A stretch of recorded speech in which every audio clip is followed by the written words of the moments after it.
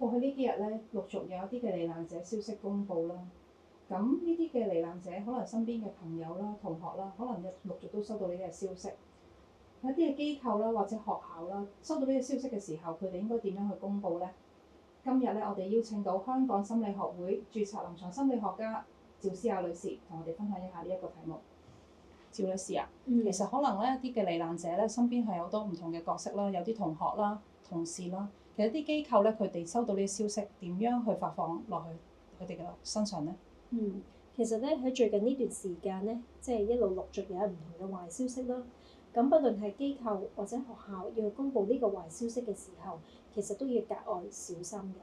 咁首先咧，我會建議咧必須要尊重翻罹難者家屬嘅意願，因為有啲時候咧，可能佢哋嘅家屬係唔想將呢個消息公告，又或者想將呢個消息係限制性咁樣公告。咁所以當機構或者學校咧去公佈呢個消息嘅時候咧，要特別留意咧，即係一啲嘅罹難者嘅資料，特別係一啲姓名啊、個人資料啊、相片，又或者佢喺機構同埋喺學校佢擔任嘅一啲職位同埋年級咧，我哋都要特別小心，因為咧有時候呢啲消息咧廣傳咗開去咧，可能有一啲唔認識罹難者嘅人都會知道，咁就非常之影響家屬嘅私隱，亦都可能有啲過分嘅關心咧，會令到家屬感到有壓力嘅。咁所以咧喺機構去公佈呢啲消息嘅時候，必須要得到家屬嘅意願同埋同意。第二咧就係喺公佈呢啲消息嘅時候咧，其實我哋都要顧及咧其他嘅同事咯、同學咧嗰個嘅感受，亦都要關注到佢哋嘅心理狀況係咪已經係適合去接受呢一個壞消息。如果唔肯定的話咧，其實都會建議咧喺公告呢個壞消息嘅期間係提供足夠嘅心理支援，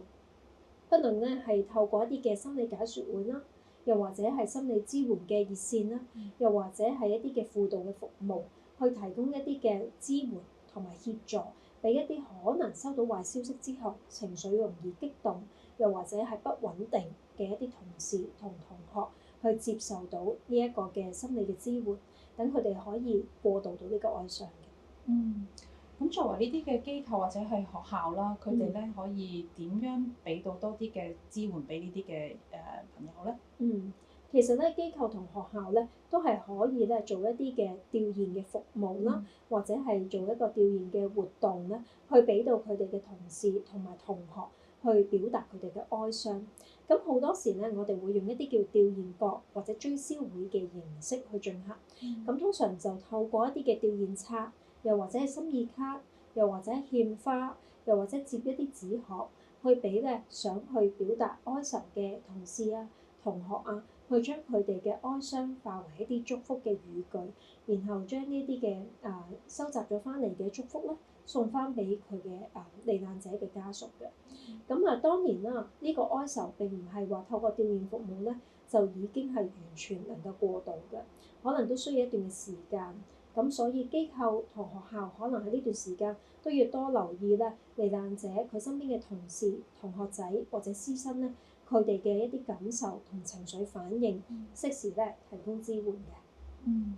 咁呢啲嘅同學啦或者同事啦，佢好想好好咁悼念佢嘅呢啲嘅罹難者啦，咁佢哋有冇啲乜嘢嘅途徑或者有啲咩方式咧係會比較適切㗎？其實咧呢個都係要尊重翻咧家屬嘅意願，因為有啲時候咧家屬咧都未必好想太多即係非親屬嘅人去參與呢一個嘅追悼或者係喪禮嘅。咁所以咧，如果透過喺公司啊或者係學校咧舉辦嘅調研活動，其實都可能已經足夠。但係如果比較親近啲嘅同事又或者師生，其實咧都可以即係徵求咗家屬嘅意願，睇下可唔可以去協助又或者參與呢個嘅喪禮。但係我哋話喺一個過度哀傷嘅期間，其實家屬嘅意願係非常之重要。我哋咧其實能夠喺身邊去尊重佢哋，咁已經係對佢哋嚟講係一個好大嘅支援嚟㗎啦。其實哀傷咧真係需要一段好漫長嘅時間，希望我哋可以慢慢度過出嚟。